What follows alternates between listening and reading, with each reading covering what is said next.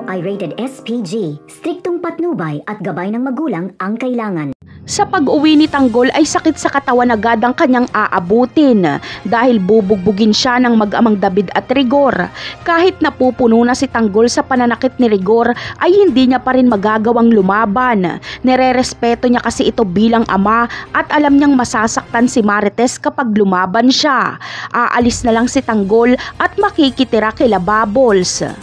Ngunit ibang usapan kapag malaman ni Tanggol na pinalayas ni Rigor si Marites at si Lena ang pinatira nito sa kanilang bahay.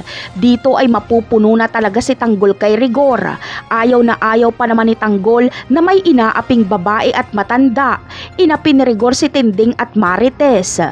Dito ay hindi na magpipigil ng galit si Tanggol.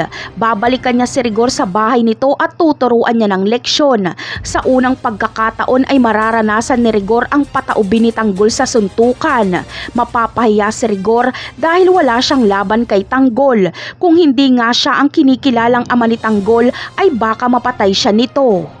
Samantala, si Mando naman ang magiging sandalan ni Marites sa oras ng kalugmukan. Si Lena na ang bagong asawa ni Rigor kaya wala nang titirahan si Marites.